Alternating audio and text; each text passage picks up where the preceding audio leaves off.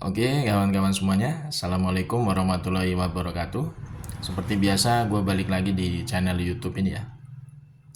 Oke, untuk kesempatan kali ini, gue masih ingin terus melanjutkan pembahasan terkait dengan dugaan ijazah aspal dari Mukidi Bahlul Peko Sontoloyo ya.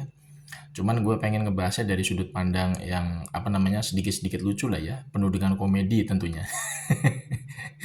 Nah, gue ingin sedikit ngebahas ini terkait dengan salah satu statement dari ternaknya Mukidi ya, atau buzzernya Mukidi dari Projo ya, barisan Projo ya. Jadi tadi malam itu kan pada acara rakyat bersuara itu kan diundang salah satu ternaknya Mukidi yang berasal dari Projo yang bernama Fredrik Damanik ya. Jadi Fredrik Damanik ini lagi-lagi menunjukkan ketululannya sebagai pemuja Mukidi ya. Jadi semua pemuja Mukidi itu memang pasti orang-orang tulul kalau kita perhatikan dari berbagai macam argumentasinya ketika mereka itu muncul di acara talk show.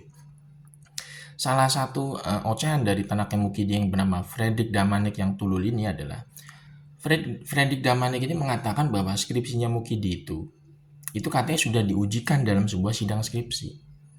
Ini kan sebenarnya semakin tulul ya kalau kita lihat ocehan-ocehan dari pendukungnya Mukidi.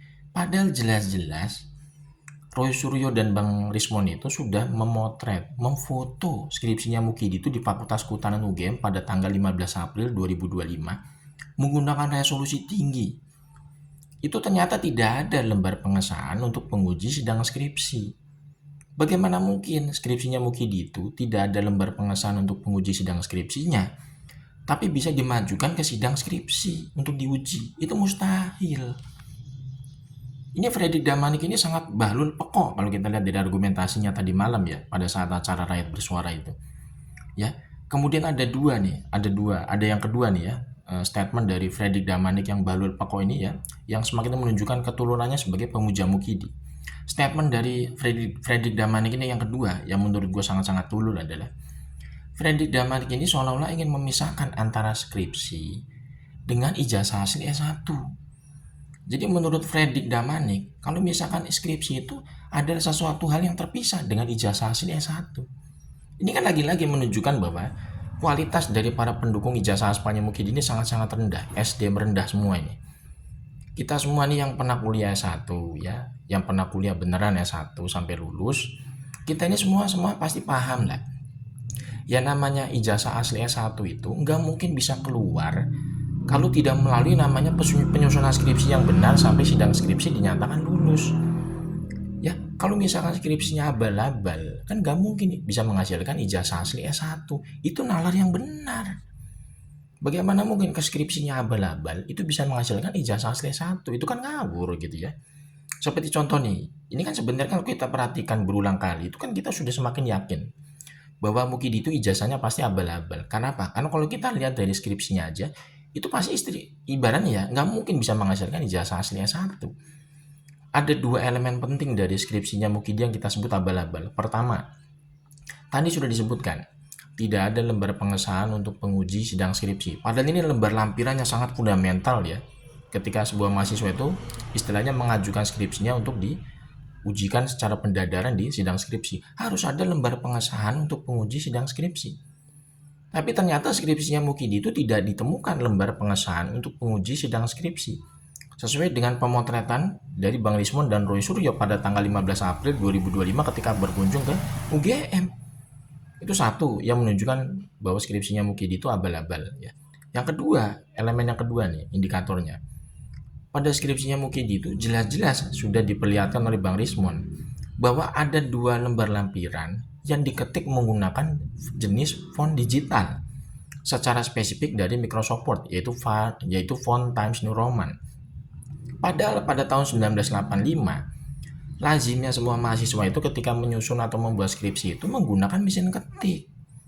Jadi kalau misalkan ada dua lembar lampiran di skripsinya Mukidi yang diketik menggunakan font digital Times New Roman atau komputer, berarti kan skripsinya abal-abal. Kemungkinan besar dua lembar lampiran itu diketik pada tahun 2000 ke atas. Gitu loh. Ini kan berarti kan sama aja Mukidi itu nyolong skripsi orang, kemudian dia menempelkan dua lembar lampiran itu halaman judul dan halaman pengesahan yang dia ketik menggunakan jenis font digital Times New Roman yang berasal dari komputer. Itu diperkirakan itu proses pencetakannya atau pengetikannya itu di tahun 2000 ke atas. Bisa jadi tahun 2003 atau tahun 2004 ketika Windows XP itu diterbitkan gitu kan ya. Nggak mungkin pada tahun 1985 itu ada jenis font digital atau mesin komputer untuk mengetik skripsi gitu loh. Jadi sebenarnya kan lagi-lagi udah clear lah ya. Udah clear bahwa Ternaknya Mukidi ini memang kalau muncul di acara talk show di TV itu hanya nyampah ya. Jadi Ternaknya Mukidi ini benar-benar memalukan kalau kita perhatikan ya. Ketika mereka itu berceloteh atau memberikan argumentasi ketika diundang di acara talk show, tidak berbobot sama sekali ya.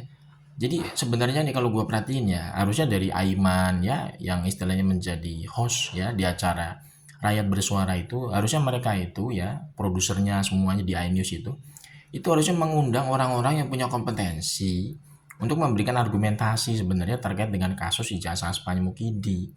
Seperti misalkan dari pihak Baris Krim Polri diundang, dari pihak Polda Metronya diundang, pengacaranya Mukidi silakan diundang di acara Rakyat Bersuara, nongol di situ. Itu lebih berkompeten. Karena mereka itu sebenarnya menjadi pihak punya kepentingan terkait dengan kasus ijazah Asmani Mukidi. Sedangkan dari Roy Suryo pihaknya bisa jadi Ahmad Ozinuddin karena dia adalah pengacara dari Roy Suryo. Bagus masuk. Roy Suryonya diundang, Dokter Tipa atau Bang Lismonya diundang. Jadi lebih fair gitu ya. Jadi perdebatan itu secara apa? Argumentasi yang ilmiah. Yang satu dari sisi hukum, pihak kepolisian, Polda Metro, Barreskrim silakan mengemukakan pendapat-pendapat mereka dari sisi hukumnya mana.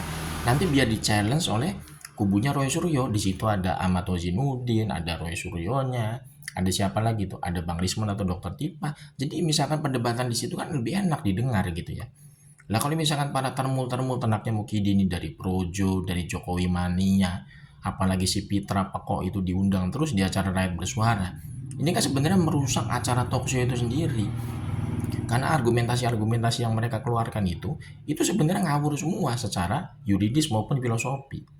Makanya menurut gue ini harusnya Rakyat Bersuara ini ya, karena sudah banyak ditonton oleh jutaan rakyat Indonesia itu, harusnya menghadirkan narasumber-narasumber yang punya kompeten lah ya, untuk membicarakan masalah kasus ijazah Asmani Mukidi ini.